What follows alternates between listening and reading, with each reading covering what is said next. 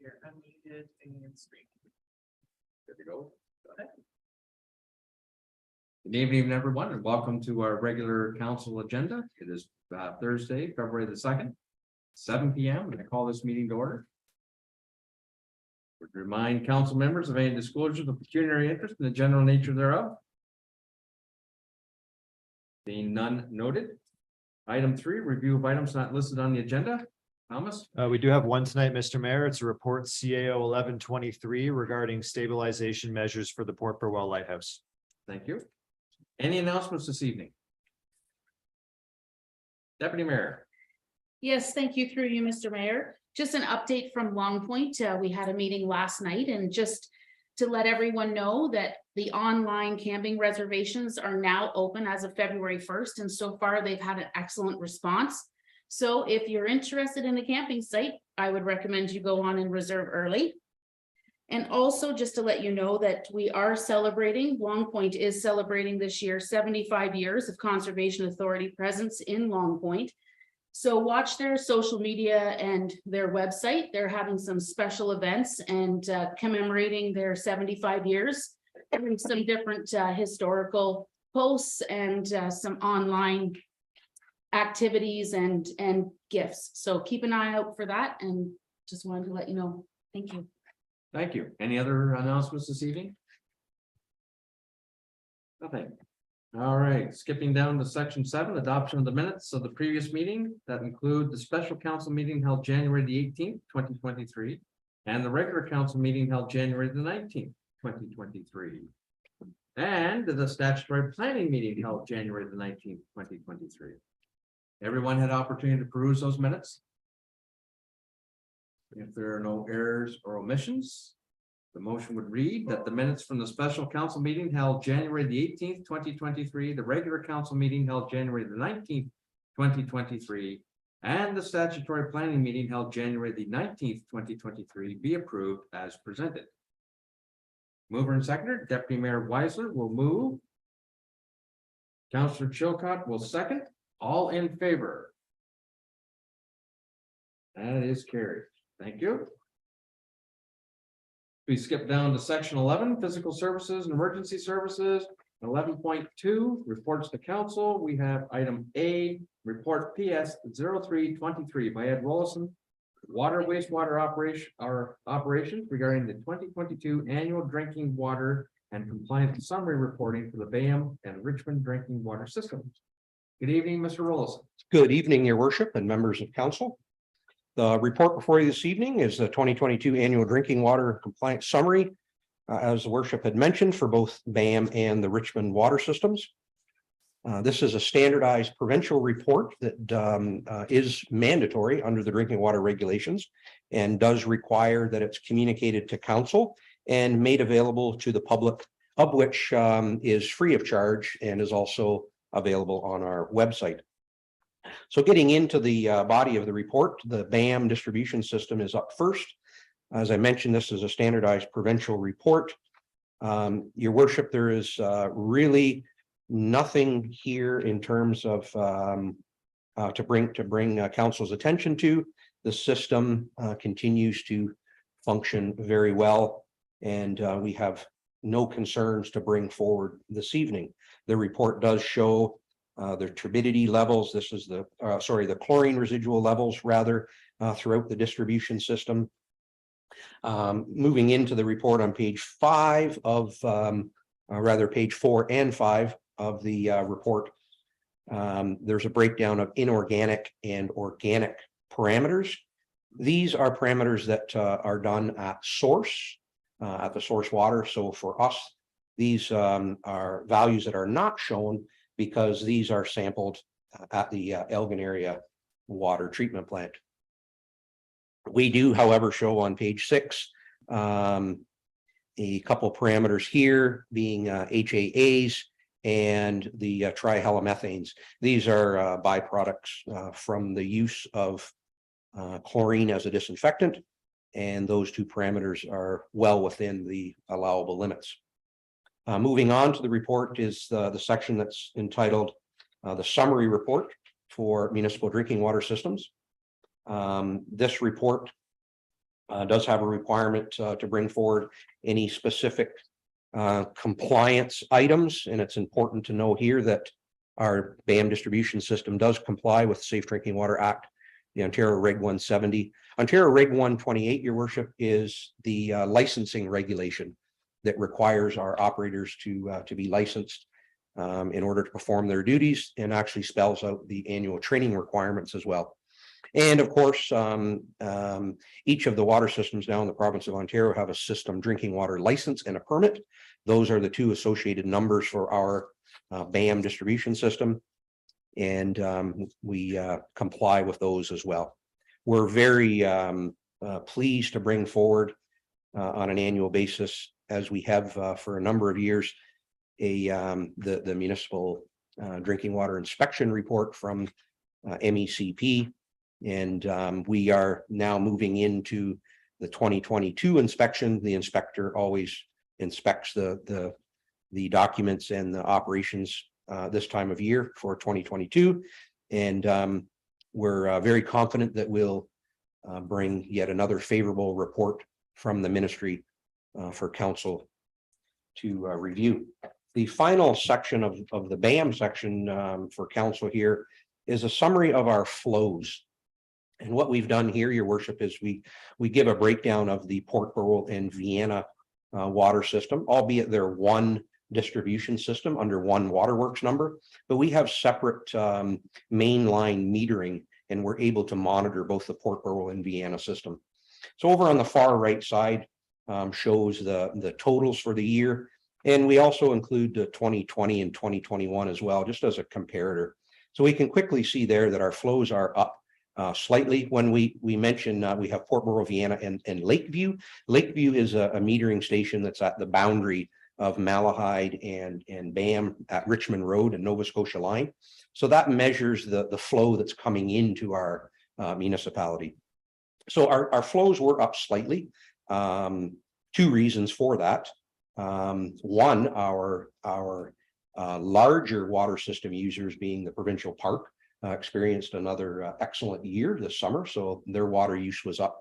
And we also have a very large agricultural user with a hog operation on Nova Scotia line and Richmond Road that their use, we're happy to say, is up considerably as well. And then we'll also see a bit of a variable in the village of Vienna. And as we're aware, we've had some system leaks, being water service lines, that have contributed to increased flows in Vienna. But of course, as we also know, we're very pleased to have been able to, given the opportunity for the Greenstream funding, and we're looking forward to that project starting this spring, as it's currently tendered.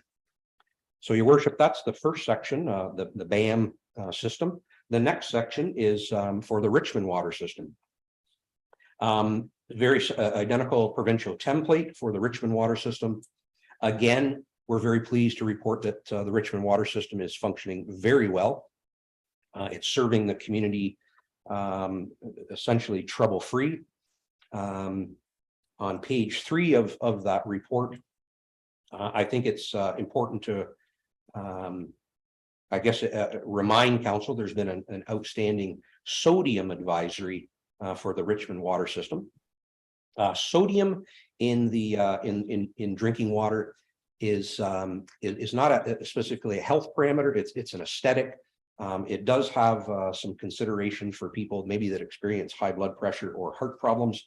So that is an ongoing drinking water advisory that's issued by the medical officer of health.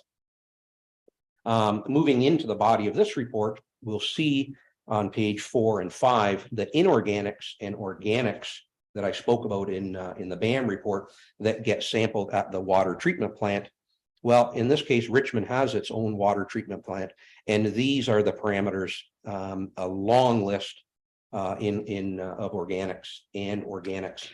And again, with this long list A to Z here of parameters, we're very pleased to report that these raw water numbers are well within the standards. Next section of the report, your worship, is the summary report. This again, we provide a breakdown of the compliance to the system, which again is the Safe Drinking Water Act, Reg 170, and the licensing regulation, as well as Richmond has its own individual water license and permit that is fully complied with as well. And the last sheet here for council, again, is the flows. And I'd like to draw council's attention here to, and just quickly looking at the flows, and we've got right back to 2019. You can quickly establish that the Richmond water system is very consistent. It's monthly use. We have what's called leaving the treatment plant. We have an east section and a west section. And you can see year over year, month over month, we're very, very consistent. We can see, an average of maybe 15 cubic meters a day on each side. Close to say a 25 cubic meter average per day, give or take, with a system that has the ability to take upwards of 50 cubic meters. So essentially, if we talked the word capacity, there's remaining water capacity. The system was designed and certainly supports any additional capacity there.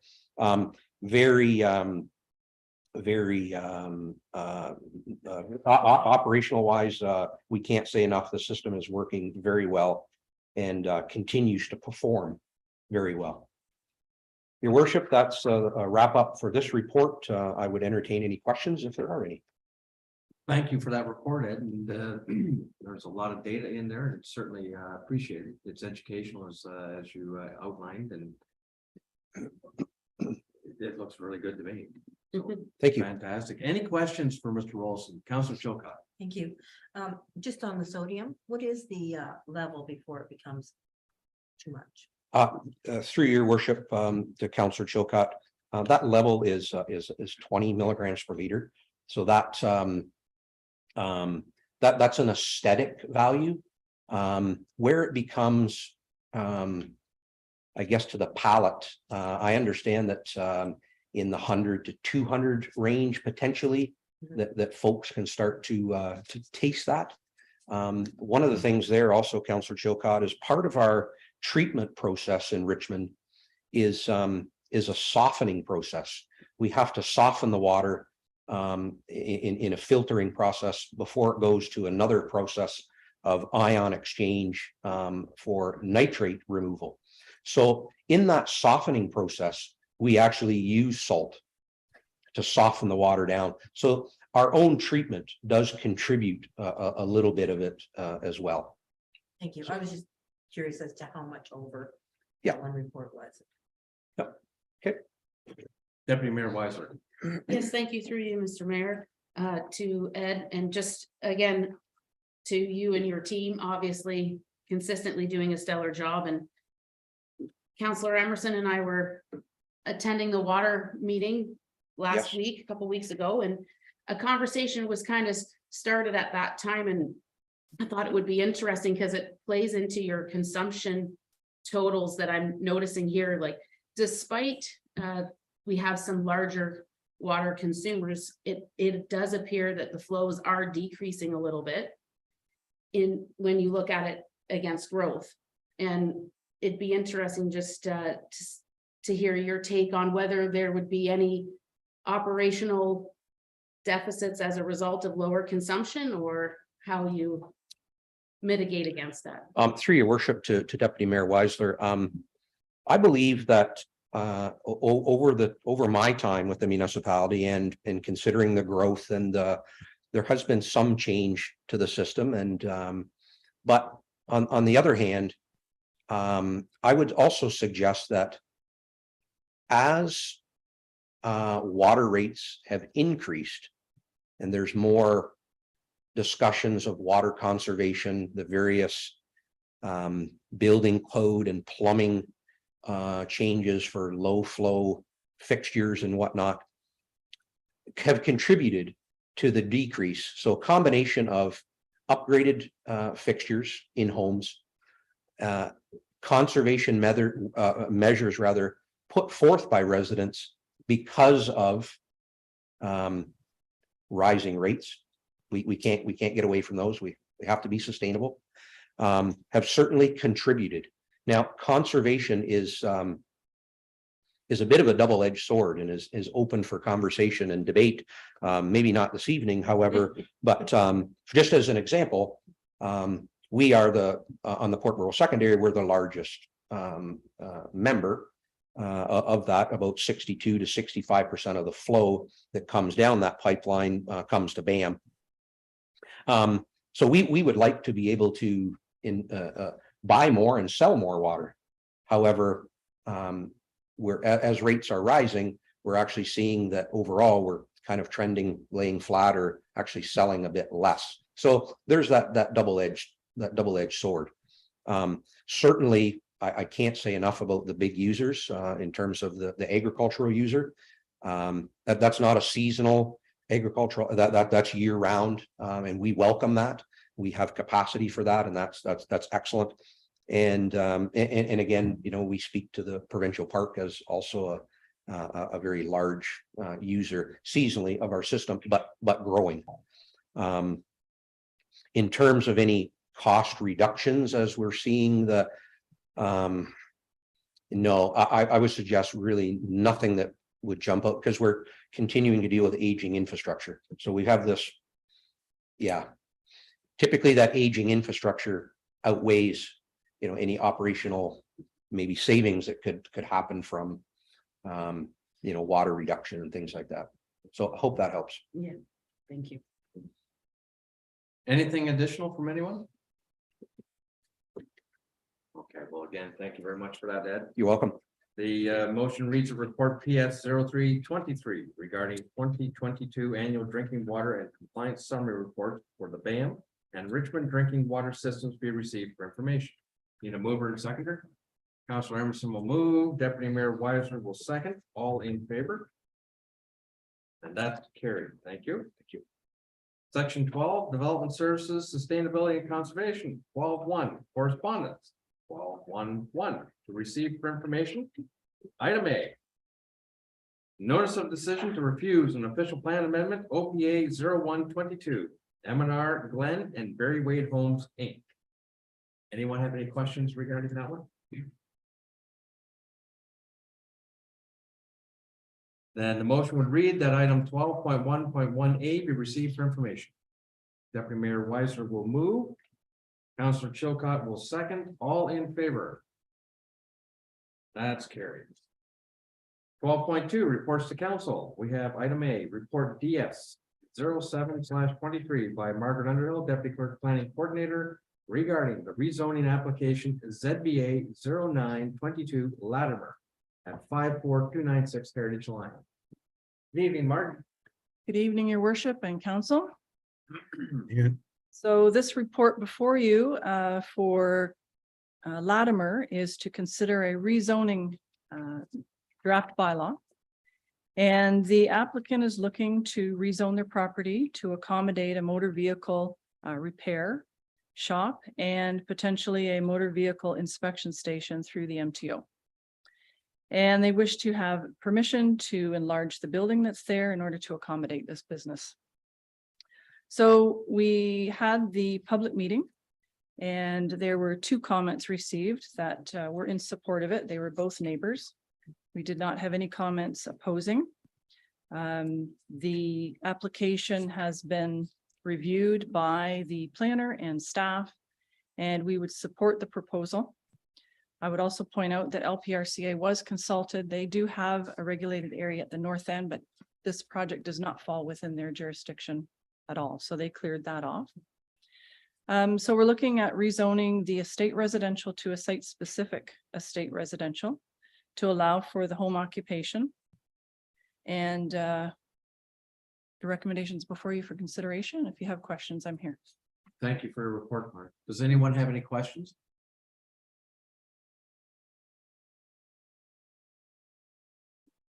Deputy Mayor Weiser, Thank you through you, Mr. Mayor. Not so much a question as a comment, if I could. please. I just have to say, I thank you very much, Mark, for the report.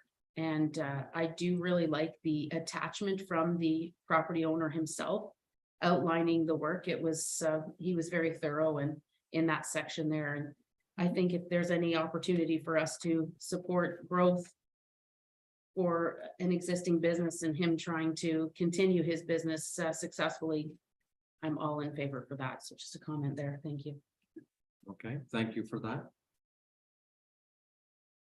I would simply note that this is an accommodation. Note for sure that this is an estate residential. It's a bit anomalous. Typically, these kinds of things you'd encourage to a commercial area, but in this instance, it seems to be the right fit for the right property, and it's the right process that they've gone through to get here. So I certainly I congratulate the applicant on it for following this road. Okay.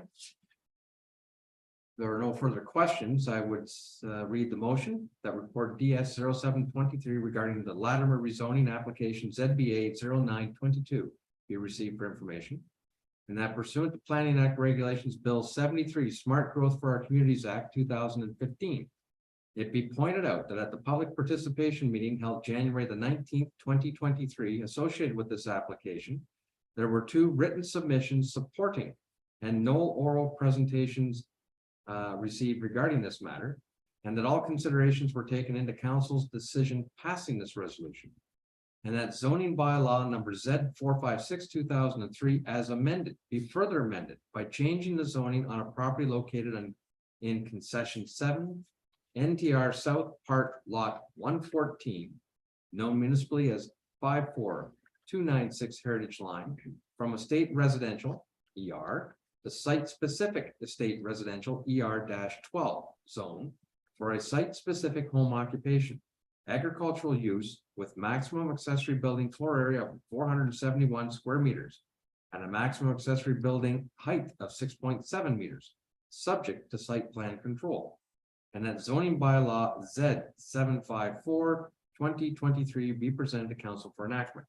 Do I have a mover and a seconder for that? Deputy Mayor Weiser will move and Councillor Philcott will second. All in favor? That's carried.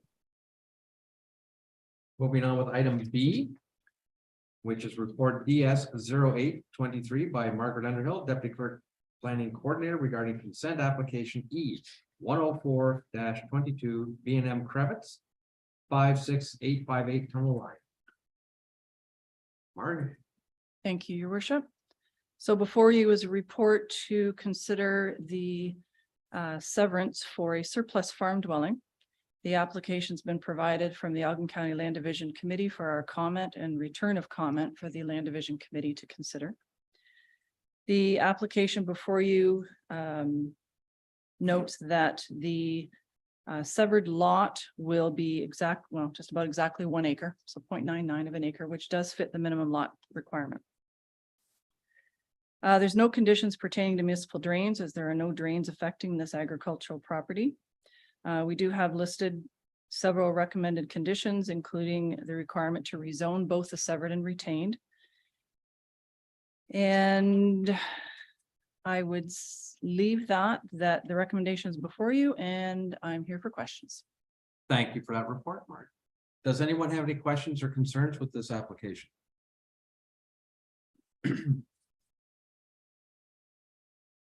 Deputy Mayor Weiser. Thank you through you, Mr. Mayor. Just a clarification, if I could, Margaret,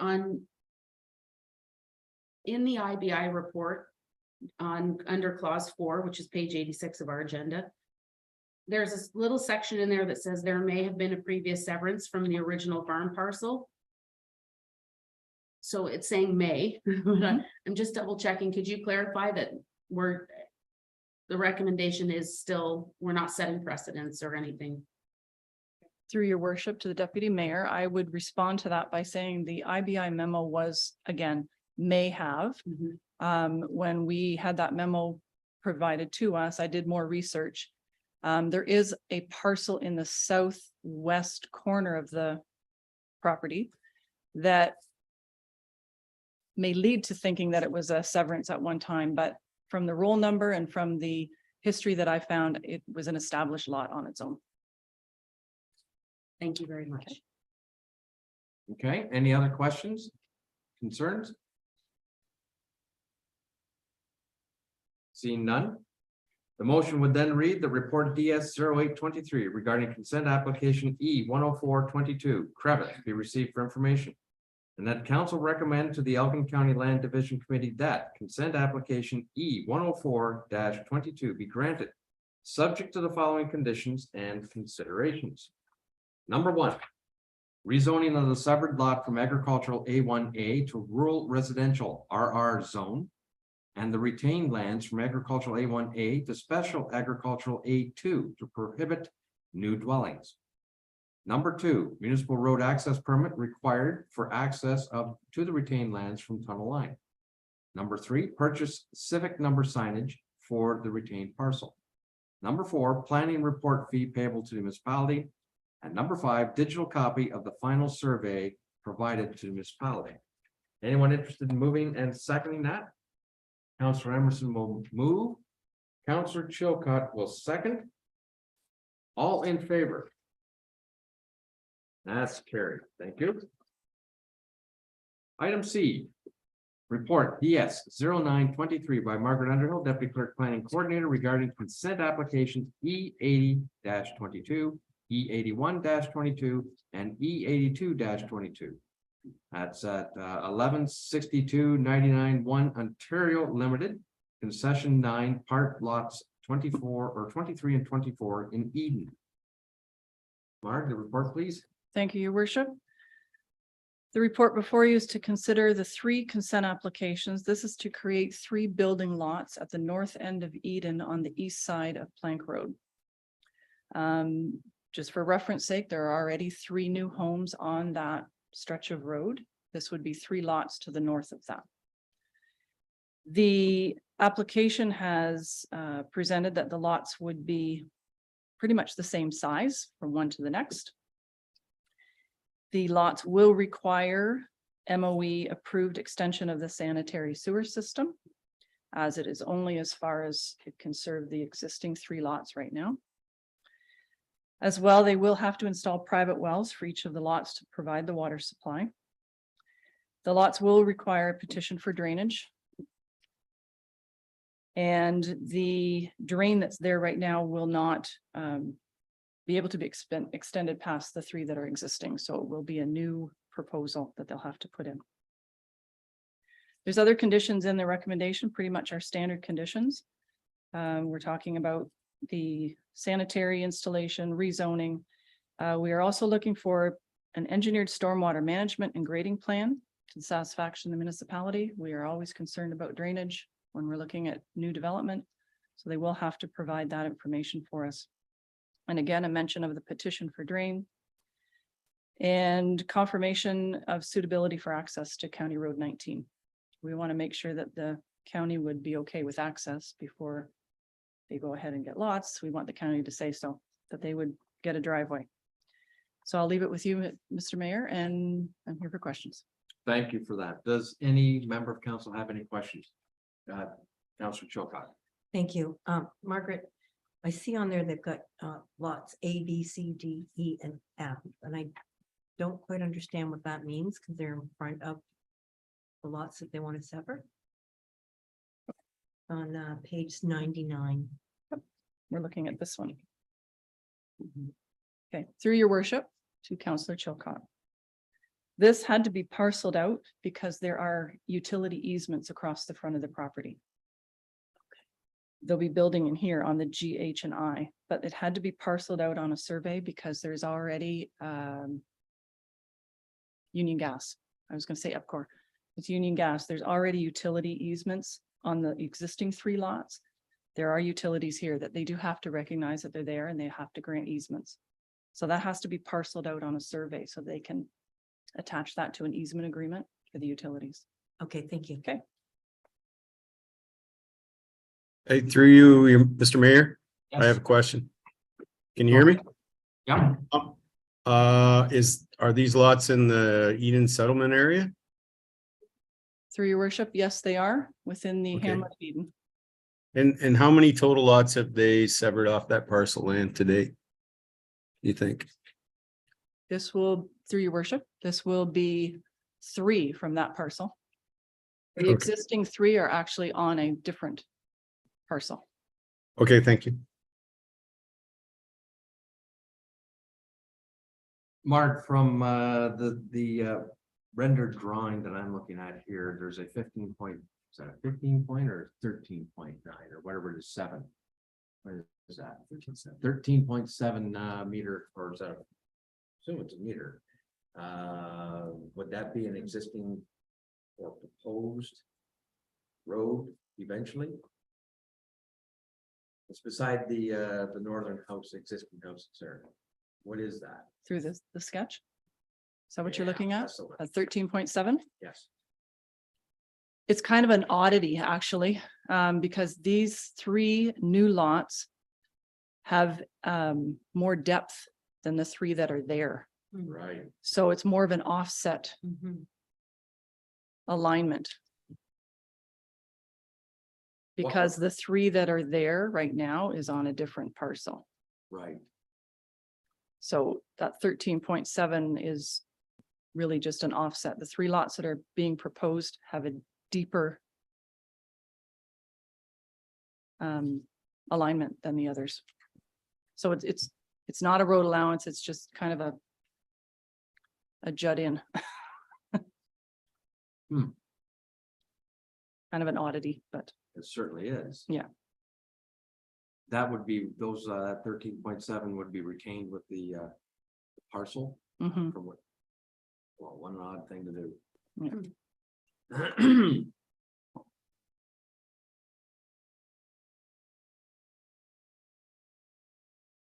How would you characterize that from a planning perspective? I don't know if that's smart, but Oh, your worship, I consider it to be odd, but unmanageable, no, but just odd alignment. Hmm. Because See. really, they'd have to bring that first lot kind of in behind. And I think they were trying to avoid that. Coming in behind that last house. well, I appreciate So, that. yeah. I appreciate that. I'm just thinking down the road what it's gonna be abandoned. Possibly. Anyway. Getting back to the question, does anyone have any other questions regarding this particular consent application or applications? All right. The motion would read that report DS 0923 regarding consent applications E80 22, E81 22, and E82 22. 11 6299 1 Ontario Inc. They received for information. And that council recommend to the Elgin County Land Division Committee that consent applications E80 22, E81 22, and E82 22 be granted subject to the following conditions and considerations. 1. Installation of an extension of the municipal sanitary sewer system to provide connection to the severed lot at the applicant's cost for all permits and installation requirements. 2. Rezoning required to remove the holding provision by entering into an agreement with the municipality. 3. Provide engineered storm water management and grading plans to the satisfaction of the municipality. 4. Petition for municipal drainage to extend the drain to service the severed lots. 5. Confirmation of suitability of access to County Road 19, Plank Road. 6. Purchase a civic addressing signage for each lot and the retained. I assume that should be law. 7. Cash in lieu of parkland fee payable to the municipality is required in municipal bylaw number 2020-053. 8. Planning report fee payable to the municipality, and 9. Provide a digital copy of the registered plan of survey. Anyone interested in moving and seconding that motion? Councillor Chilcott will move and Councillor Emerson will second. All in favor? That is carried. Thank you. Item D, report DS 1023 by Margaret Underhill, Deputy Clerk Planning Coordinator regarding consent applications E89 22 and E95 22 A Hebert at 56284 Heritage Line. Margaret? Thank you, your worship. So this report before you is to consider 2 consent applications. 1 to create a lot, 1 to provide an easement for a sanitary sewer service. And it has to go through a consent process for an easement. So the subject lands are located at the corner of Heritage Line and Duke Street. The lands are serviced with municipal sewers and private on-site water services. As you are likely familiar with the property, it is under construction right now for a semi-detached dwelling. They have installed the sanitary sewer system. The westerly parcel has their connection out to Heritage Line. The potential easterly parcel has a connection off of Duke Street. So it crosses through the backyard and into the easterly side of the building. Hence, they want to separate the semi-detached, not necessarily down the middle of the lot because it's kind of offset, but it does go down the sharing wall of the two units. That's where it would be split, the common wall. You see from the diagram, the easterly lot is quite narrow as compared to the westerly lot. Also in the application, you see a diagram showing where the sanitary sewer line runs off of Duke Street, how it goes across the backyard and into the rear of the easterly unit, or easterly side, I should say. So we reviewed the application. We would have to include a condition for rezoning because they are definitely looking at reduced lot area and reduced lot frontage. Along with, we have other standard conditions. Generally, we support it. I would just like to draw attention to the first condition because we do have a concern with water quantity. And we're looking to have them confirm by having this condition in there, confirm that they have not only room for a well to service each unit, but they also have a contingency area should a well fail. When you don't have a lot of lot area to work with, you do have to remember you have to have some contingency for your water supply. So there is a concern there. So by that first condition, we're asking that they provide a professional assessment that the primary well and a secondary well location for future replacement can be adequately accommodated on both parcels if needed in the future. So the concern is because the easterly lot is very small. And by the time if you're familiar with the building, they have patio doors in the back. I'm certain they're going to be putting decks or whatever on the back of the building. That will take up room. There's not a whole lot of room left. So that's where our concern about servicing is coming from. Plus the easement that goes across the westerly lot, that is just slightly over 3 meters. So we're talking 10 feet. That area there will be no-go, like nothing. You can't do anything with that 10 feet. So that takes it out of the equation for that westerly lot. So again, condition 1, we're saying, show us you can have water and future water, or remove the existing sanitary connection from the retained lands, and connect it out to Heritage Line, where the other one is. Now, the owner won't be too keen on that because that sanitary line just went in. It is brand new. But then they applied for the severance of the semi-detached. So again, I'm concerned about their water supply, and that's why condition 1 is in there, which is kind of out of the ordinary from other applications we've seen, but that's kind of the thinking behind it. So it is there for your consideration. And I'll add to that, because we're concerned about the water services, we want to defer the second application, the E95, because we're not comfortable until they can show us that they can do water before we would be okay with an easement for the sanitary. So hence a little bit of caution on those. So I'll leave it with you, Your Worship. Thank you for that report. Any questions or concerns? I have through you, Mr. Mayor. Yes, please, Councilor Emerson. Does providing water, is that like would we require them to bore a test well at the other spot for a backup?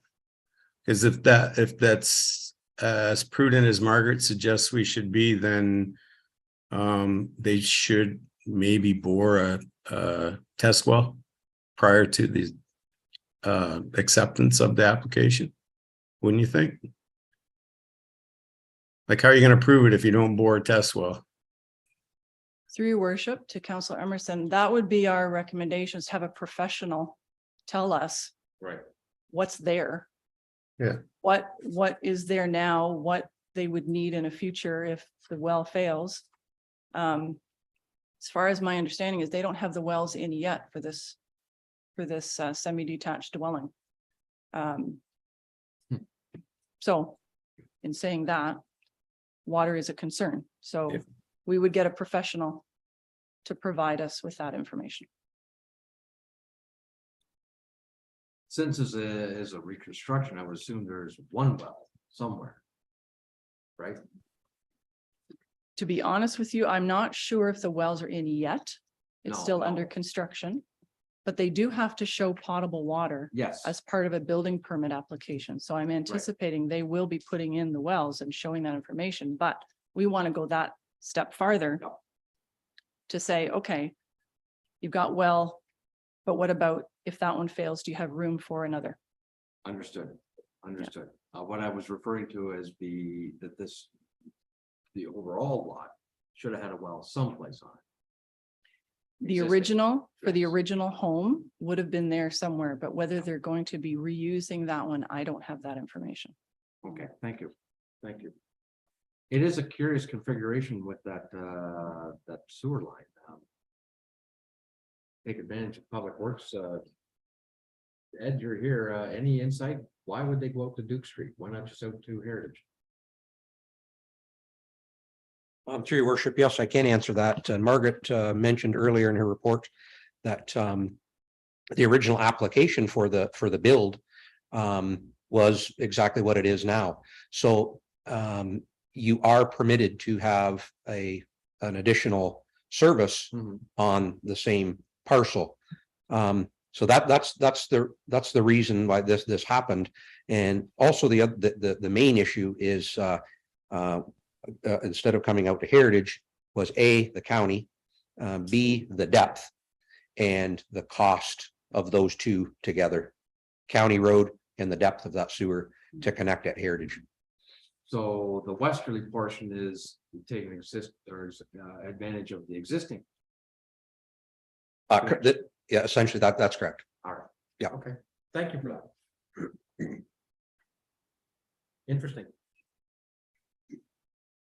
Deputy Mayor Weiser. Thank you through you, Mr. Mayor. Margaret, if I could just ask a question of procedure.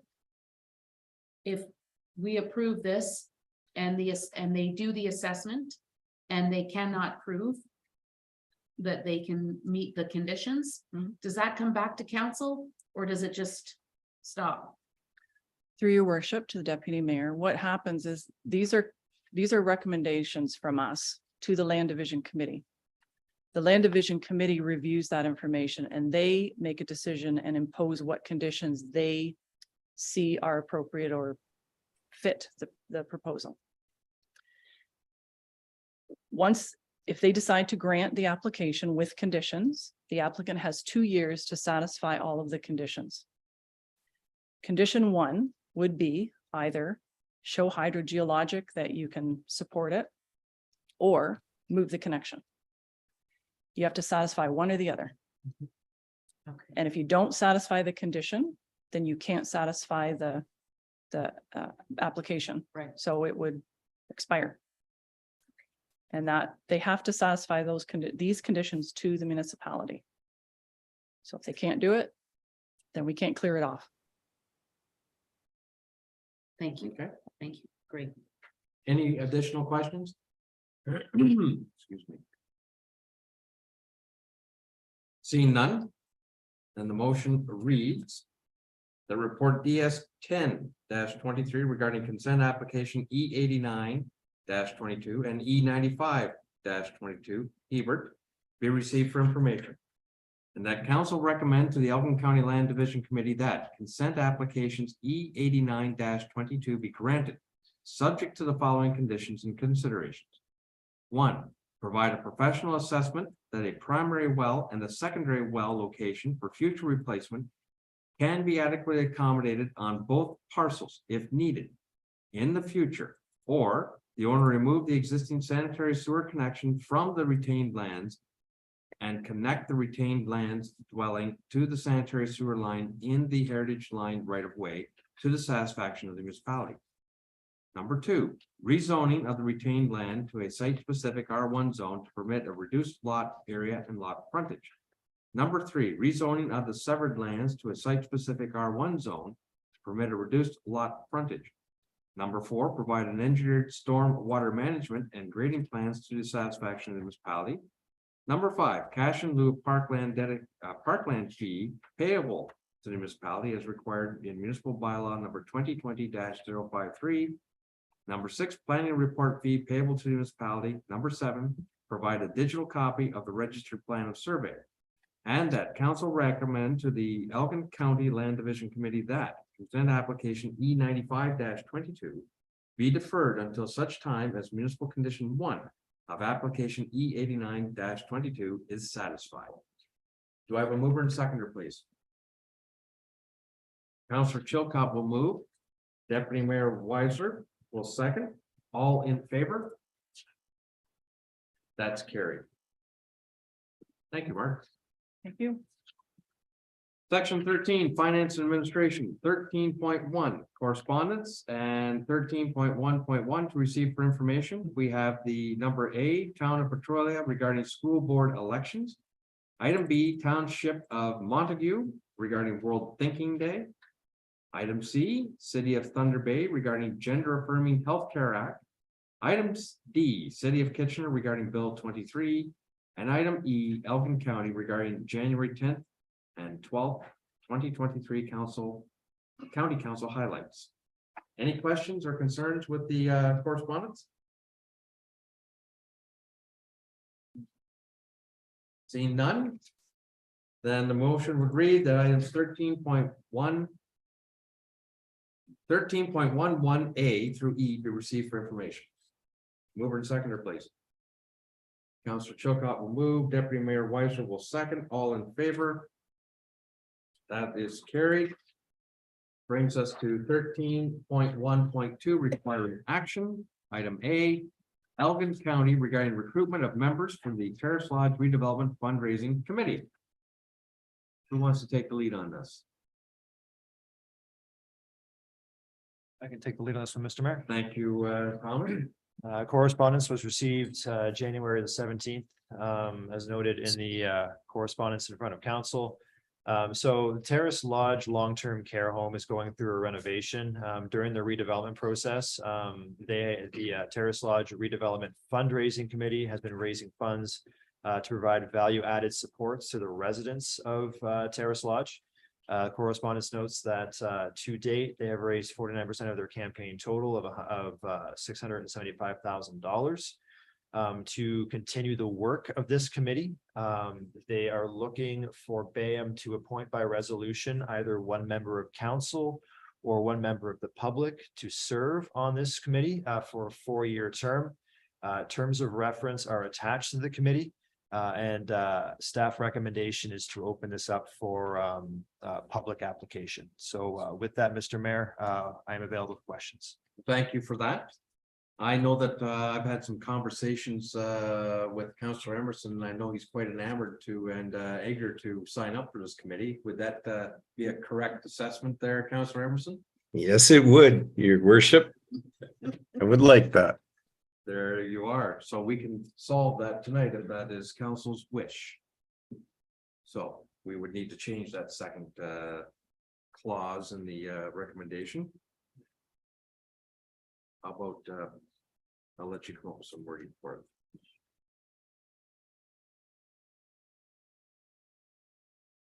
Pull up my draft minutes here and then we'll wordsmith something on the fly. Okay. Mr. Mayor, if you're ready. Already. That the correspondence from Elgin County regarding recruitment of members of the Terrace Lodge Redevelopment Fundraising Committee be received for information, and that the council of the corporation of the municipality of Bayham appoint Timothy Emerson, Councillor Ward 1, as BAM's representative on the Terrace Lodge redevelopment fundraising committee. Who would like to move that?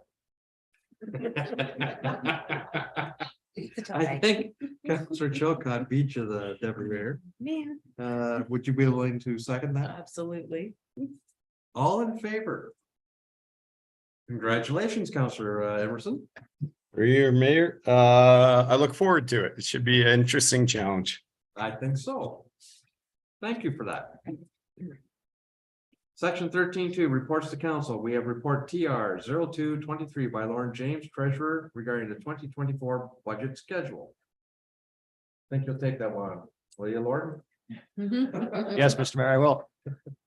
Yes, the treasurer cannot be in attendance tonight. I will be taking this report on his behalf. So this is a standard report brought forward around this time annually for the upcoming budget schedule. This is for 2024. Section 290 of the Municipal Act requires that local municipalities each year prepare and adopt a budget, and this often requires public participation and consultation.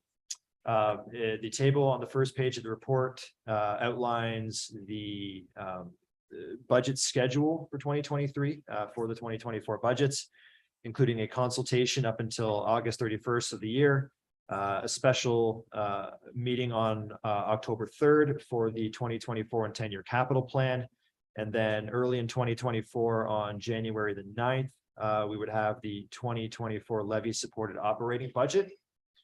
This is very consistent with previous years where we adopt the capital budget ahead of time, which gives us a leg up when it comes to strategic procurement. And operating budget is often adopted early in the new year as well. The budget document does note that there may be some impacts for the 2024 budget to keep in mind, including such impacts as general inflation, utility cost increases, general foreign exchange fluctuations, fluctuation of fuel costs, increased operating charges from capital projects, provincial funding levels, and increased transfers to reserves and reserve funds if applicable. We are looking tonight for council to approve the proposed budget guidelines as set out in the report. So with that, Mr. Mayor, I will leave it with you. I am available for questions. Thank you very much for that, Thomas. Appreciate it. I think it's important that this is published as quick as we can. I think public participation in the budget process is always helpful. It gives us an idea of what the general public are thinking, but I also approve the schedule personally. We've had some great gains and benefits to municipality by getting ahead of the curve, particularly with capital budgets being approved early and then followed up by getting the operating budget put in place early in the new year. So this looks pretty good to me. I don't have any concerns personally.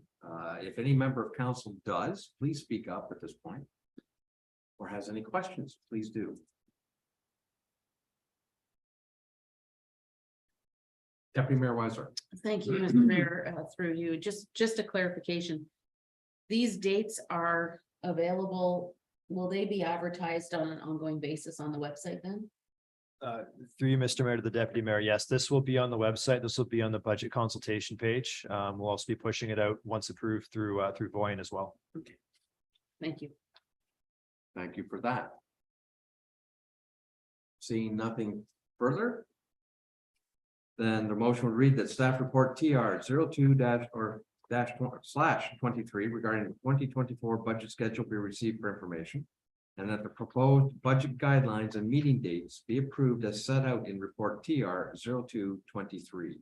Mover and seconder.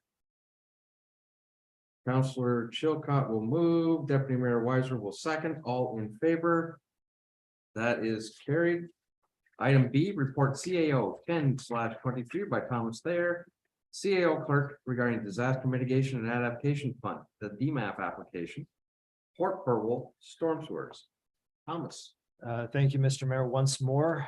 So this report is very similar to a couple of reports that came forward in 2021. We were looking for support at that time for a DMAP application. Now, for sake of brevity, going through the background here, we made the application for 6 phases, 7 phases of the remaining 9. and we were unsuccessful. Reports came back to council in the fall.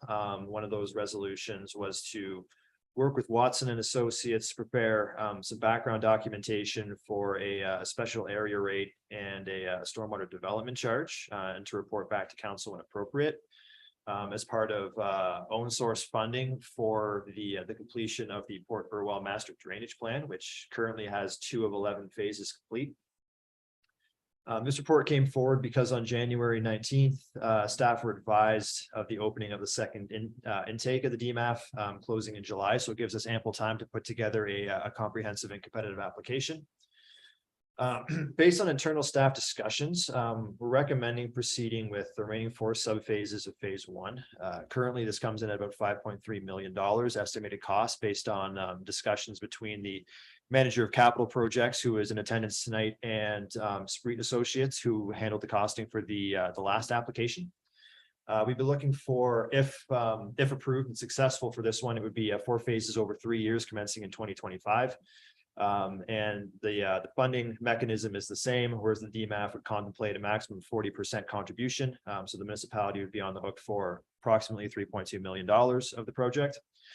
The reason why the phasing is the way that it is, starting in 2025, is if this was something that would be approved, it's likely that we would hear early 2024, at which time the 2024 capital budget would be approved, and we would still have to go through detailed engineering for the 4 identified phases, which puts us into 2025 for construction. With respect to municipal funding options, if approved, we would like to be in a position at that time to consider own source funding mechanisms. So we have engaged Watson and Associates to proceed with both from a background perspective. So we have those ready to go. From a data perspective, we intend to be in an improved position to provide technical and financial impacts in support of an application. So we would be using the CJDL report that was received at the December 1st meeting regarding capacity in the sanitary system. This is an important consideration because due to the nature of the system, particularly in Port Burwell, there are instances of illegal connections, stormwater connections to the sanitary system. So being able to separate those 2 out would give us additional capacity in the sanitary system, which provides us with increased capacity for future development, which is very important. The municipality projects some timelines for a decision based upon the previous application. So should the municipality receive approval, it's likely that we'd hear Q1 of 2024. We'd be able to commence detailed engineering for all those phases at that time. Tendering would likely be Q4 of 2024, commencing around the same time as approval of the 2025 capital budget, which would allow us to commence construction Q1, Q2 of 25, as per the timeline laid out in the report. So staff are recommending council support a renewed application under this program. We'd be able to reuse a lot of the same application, but we do have some knowledge that we've gained from the first unsuccessful round. We believe we can leverage quite well for a new application, and we're looking forward to it. So looking for council's support. Mr. Mayor, I'll leave it with you. I'm available for questions, and Mr. Rollison is in attendance as well, should there be any technical questions as well. Thank you for that, Thomas. And yes, we're somewhat familiar with the DMAP application. I think we learned a lot from the last go around. I think we are better positioned to do this. And of course, if we initiate things this evening, we're still looking at a 2025 timeline. So gives a lot of time. But it's whether the appetite of council is to pursue this. You know, keeping in mind that there are very few funding mechanisms available for stormwater work. And this may be the only one that we can come up with. Does anyone have any questions? Councilor Chilcott? Thank you, yes. I noticed that the original DMAP that we did previously was for $20 million and included more phases. Is it because they're not offering as much money this time that we've reduced the size of the project? Through you, Mr. Mayor, the consideration is sort of twofold. So a municipality of our size applying for a $20 million project is a bit of a home run swing. So we're trying to scope it this time around for the size of the municipality and that we don't know exactly how much money will be available nor how competitive the application process will be. A smaller application for 4 phases, for instance, may be more competitive if the funding is limited or if the program happens to be very competitive. It gives us a better chance. If council wants us to look into an application with more phases, we can certainly do that. But I'll leave that with council to deliberate. Council Chilcott. Thank you for that. If this is the best chance that we have of getting the grant, then I'm good with reducing it and getting something rather than nothing like we got last time. So I would support going forward with that. Okay. Any other questions? Councillor Emerson. Mr. Mayor, could there be a way, just moving forward past, if we ever get the grant, that any increase in capacity to sewage system could be reserved for development in Port Burwell? It would kind of maybe make things more palatable, you know, for the average person that lives there.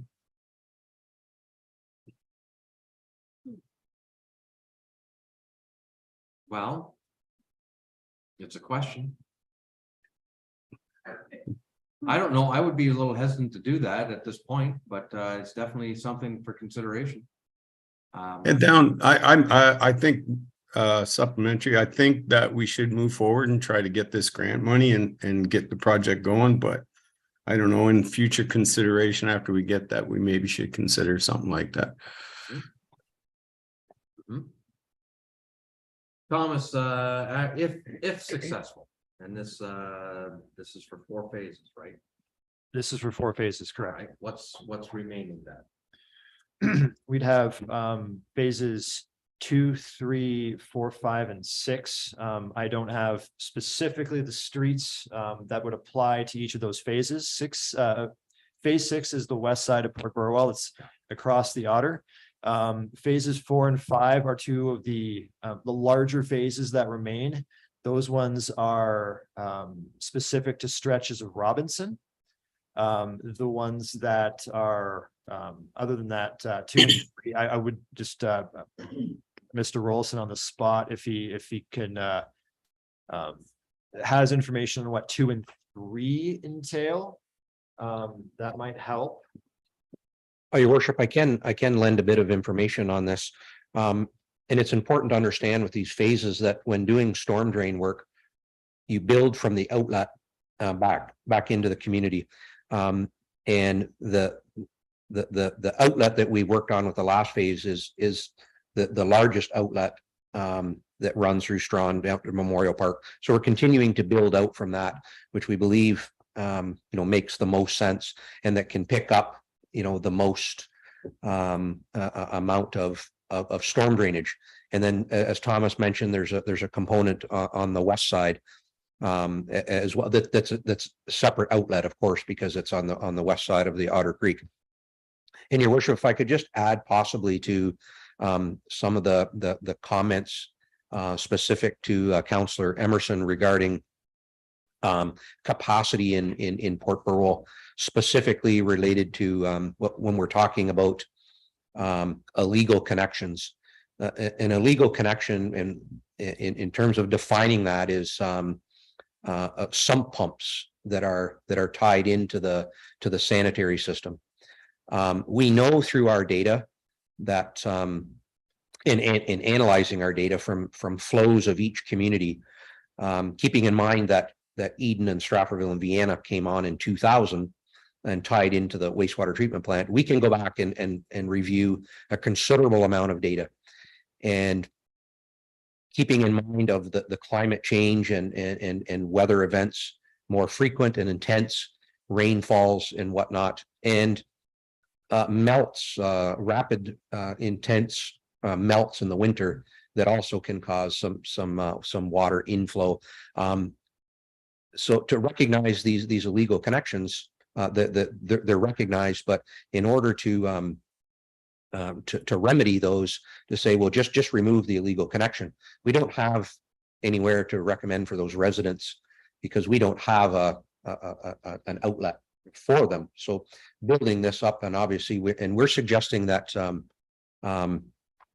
it's not only Port Burwell, but Port Burwell is the area that predominantly has this concern. The underlying soil conditions, silty clays as compared to Straffordville, not as many wet basements in Straffordville as in the south end. So we believe through our data, once again, your worship, that there's upwards to 15% on average on any given year that is stormwater that's coming in, that's essentially robbing capacity. And when that treatment plant does approximately 250,000 cubic meters in a given year, say 37 to 38,000 cubic meters could potentially be illegal stormwater. That's a lot of capacity in the grand scheme of things. So freeing that up in Port Burwell, or rectifying that storm drain issue that's robbing capacity benefits the entire entire communities that are connected. So I hope that clears up a few things as well. It does. Thank you very much for that. Actually, where I was heading with this is going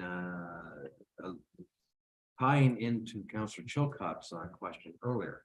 Are we swinging hard enough for this thing? The DMAP envelope, are they more particular towards larger scale projects? And as a project of this size, just the crumbs? Are we maybe get a crumb at the end? Or should we swing for the larger program again? Your worship, Thomas had mentioned that we were fortunate enough to meet with the funding agency to critique our application and give some advice. And we had some great takeaways from that. I would suggest what we're bringing forward this evening is appropriate. And the thing that we're also thinking and for the future, as these years, potentially if we're successful and we're starting up in 25, we're moving forward, that there may be an opportunity through upcoming provincial elections and federal elections, that it's not uncommon that we see infrastructure types of grants that we can continue to grow on. So the swinging for the fence there was that was a good analogy, and we took a shot at it. We learned, and I do believe that what we're presenting this evening is appropriate, and keeping in mind that in the asset management plan that this still is a priority, and that down the road it will still continue to be a priority if it's not all done in a number of phases. There'll still be some remaining phases, but we believe what we're hitting and we're targeting is going to rectify a piece in Port Burwell that's needs to be done. I certainly appreciate your comments on that, Ed.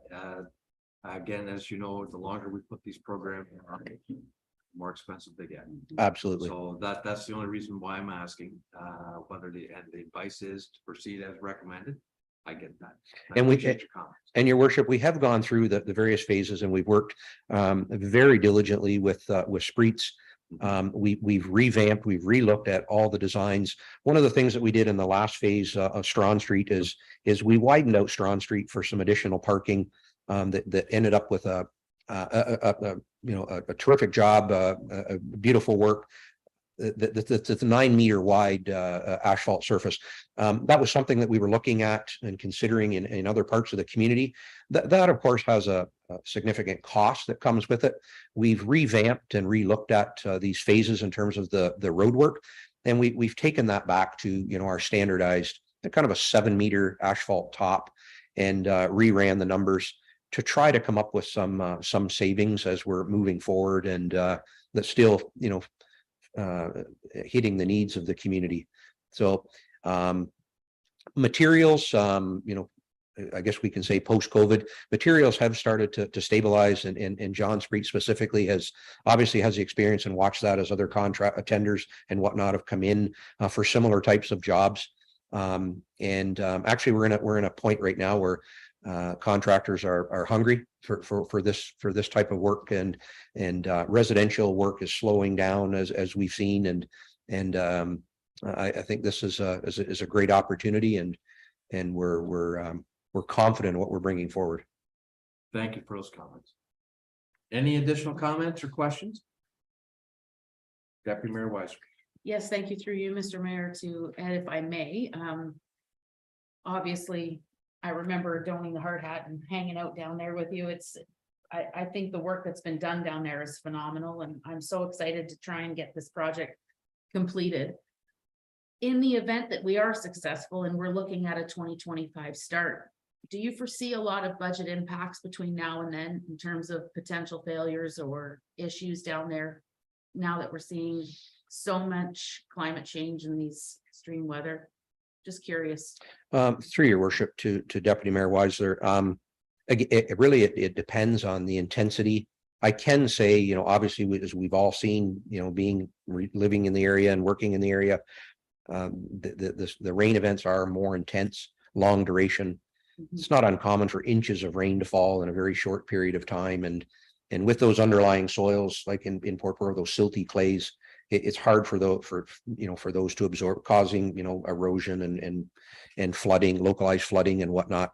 Yeah, in a network, you know, of old clay tile and whatnot, it's continuing to fail. We will certainly continue to see, you know, those type of localized failures.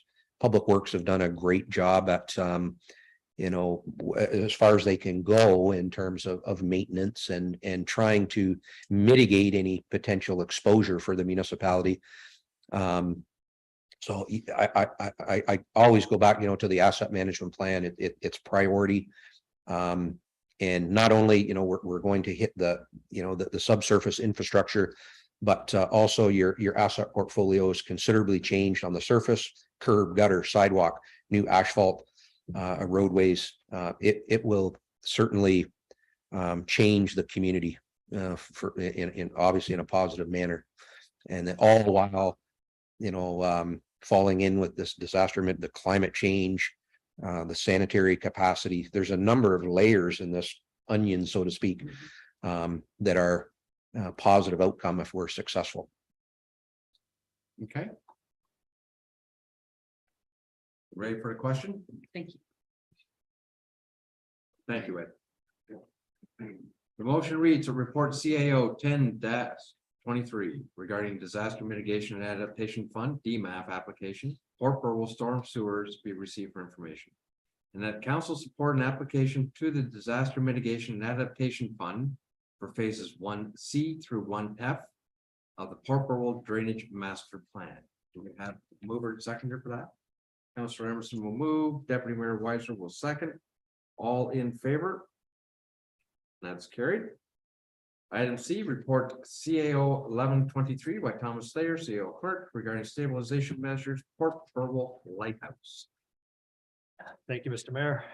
Once more for me tonight. So this report comes forward from the structural and heritage assessments that were done on the lighthouse in accordance with previous council direction from January of this year.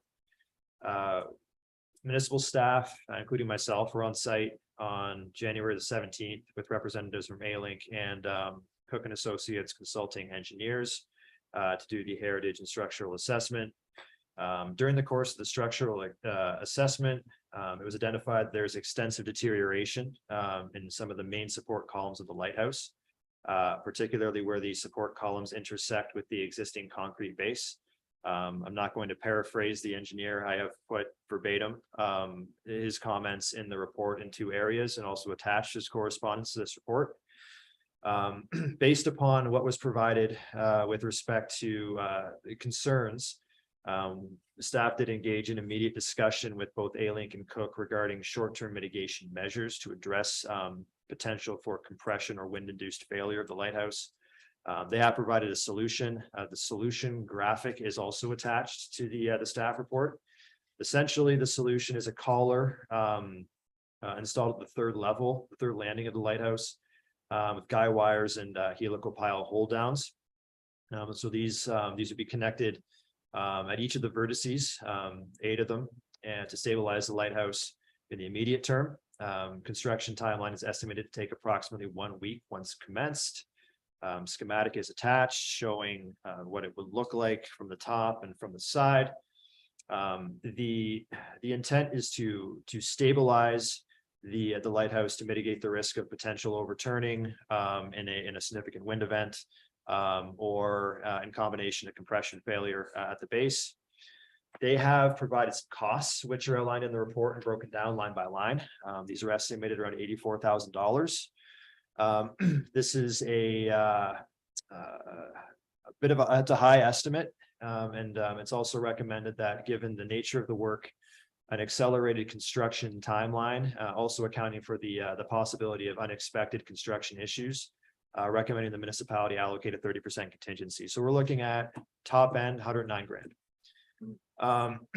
Now, with respect to funding, if council will recall, in early 2022, actually it would have been February of 2022, Treasurer presented a surplus report and council allocated $125,000 to the facilities reserve for works on the Port Burwell Lighthouse. So we do have funding available for this project in the facilities reserve. I would note that currently Robinson Street is closed between Pitt and Brock, adjacent to the lighthouse, and we have a detour outline. This has gone out on the website and through Voyant. This is due to the risks identified. It is expected that this solution, albeit temporary, would mitigate those risks. And it would also allow for consideration of the road opening once installed. And what it would also allow is that it would allow for works to continue from a rehabilitation perspective, should council wish to move forward with that this year or in 2024 with that measure in place. So the information provided by the engineer is attached, including the concept drawing. The municipality can fund this in the short term.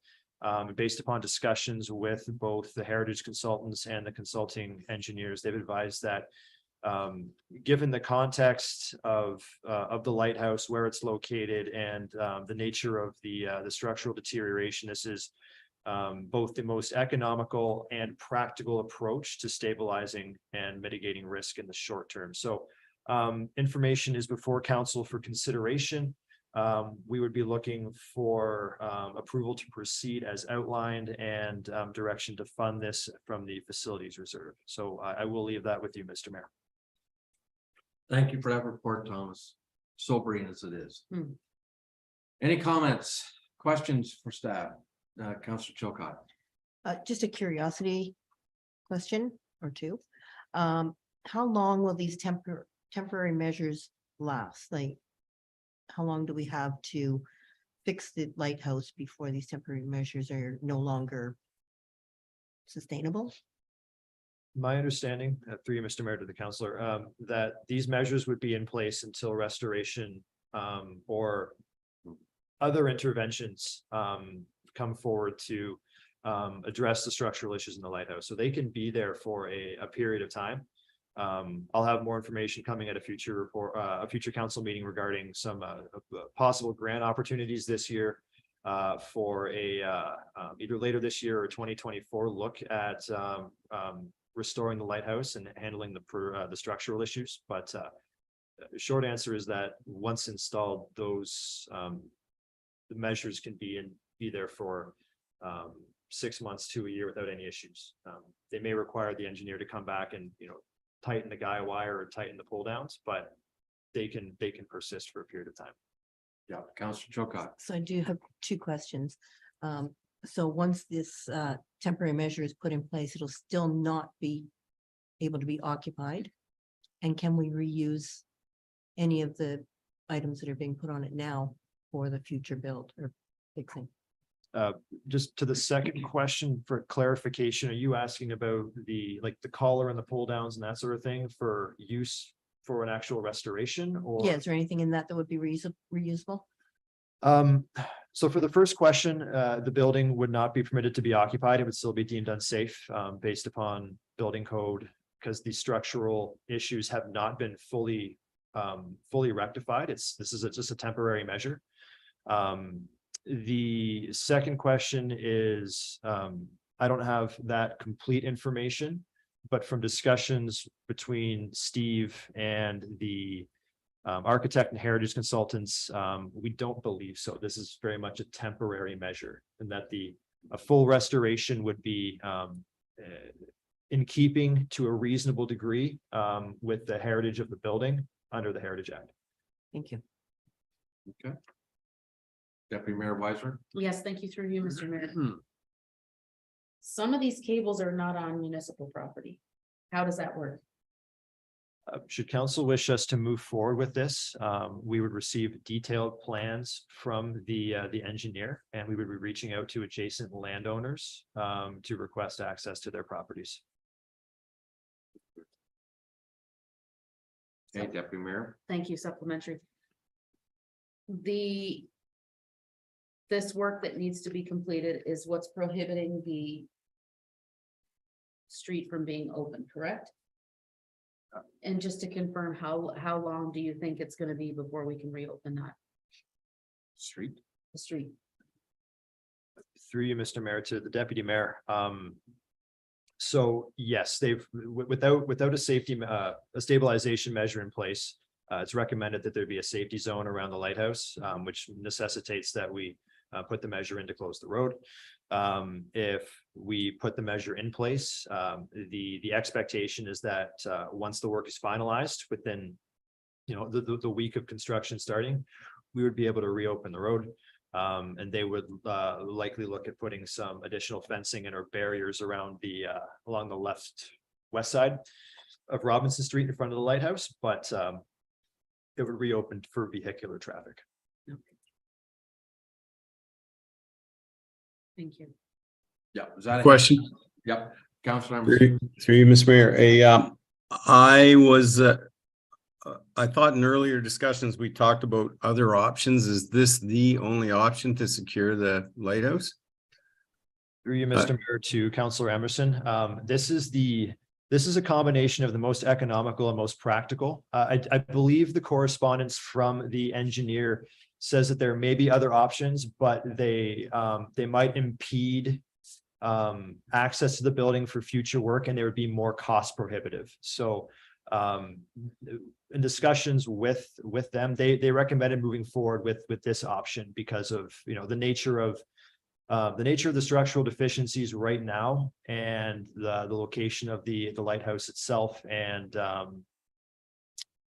cost implications as well. So short answer is yes, this is the best option based upon discussions with engineering professionals. Okay, thank you. It's either you, Thomas, or Ed. Describe the piers, not wanting to get in the weeds. I'm curious. What are we talking about? Concrete pillars? We talking about steel anchor screws into the ground? We talking about piles being driven? What are we talking about for anchors, for piers? Through you, Mr. Mayor, I can give a little bit of information on that. I think when discussions, they were talking about steel spiral piers into the ground, and they were going to consider that if they could ensure that, particularly on the west side, there was enough land for it, because it does drop off to the west. Once they get into the detailed plans that they currently have on hold awaiting council's decision, then we'll have a little bit more information on what they're up against and what they're proposing, particularly on the west side. But that was part of the discussion we had. All right, thank you for that. And again, not wanting to get in too much in the weeds, but I was curious. Unless you've got a supplier that's gonna donate. I just have a picture of what they look Yeah. like, and they're, the dog, Yeah, things they're that screws. screw into the They're ground. screws. Yeah. It's very similar to that. Galvanized, they go below the frost line, and they're screwed in at the very bottom. And no dirt is really removed from it, so it's not invasive to the land. Yeah, thank you for that. And I'll see if I can find one. Supplier, that is. Yeah. Anything will help. Okay, just a final comment. It's a historic lighthouse. It's part of the culture, part of the community. The choice is we either reach out and try to save this, or the alternative is we're gonna lose it. And from a safety point of view, right now, the intention is to save this, then we have to secure it. And I find the cost to do so a little atrocious, but it is what it is. So it's up to council. All right, if you have any questions or any concerns, let's voice them. Otherwise, let's put the question to the floor. Okay, You, Mr. Mayor, yeah, Councillor Emerson. I don't think we have a choice. I think we pretty much should move ahead with this. I agree with you. That's what I'm trying to get at. You do have a choice. You can either tear it down and lose the cultural value, or we try to do something to mitigate it and try to save it. So, but thank you for that. The motion reads that report CAO 11/23 regarding stabilization measures, Port Burwell Lighthouse be received for information. And that stabilization measures for the Port Burwell Lighthouse proceed as outlined in report CAO 11/23. And that the identified stabilization measures be funded through the facilities reserve. Do I have a mover and seconder? I'll take Deputy Mayor Weiser and Councillor Chilcott, all in favor. That is carried. Thank you. Which brings us to section 14, the bylaws. And it's bylaw number Z 754/2023 being a bylaw to amend bylaw number Z 456/2003 as amended for Latimer. So the motion reads that bylaw number Z 754/2023 be read first, second, and third time and finally passed. Do I have a mover and seconder? Deputy Mayor Weiser, Councillor Emerson will second. All in favor? That's carried. We have no unfinished business or other business this evening, so it brings us to the confirming bylaw. That confirming bylaw number 2023-008 be read a first, second, and third time and finally passed. Mover and seconder, please. Deputy Mayor Weisler will move, Councillor Chilcott will second, all in favor. That's carried. Which brings us to the adjournment bylaw, or excuse me, adjournment motion that the council meeting be adjourned at 8:27 PM. Mover and seconder. Dan's not here. I want to do it. Councillor Emerson will move that. Do I have a seconder, please? Deputy Mayor Weisler, all in favor? That's carried. Thank you very much, and thank you to those who tuned in this evening and taking an interest in local governments. You enjoy yourself there, Councillor Emerson.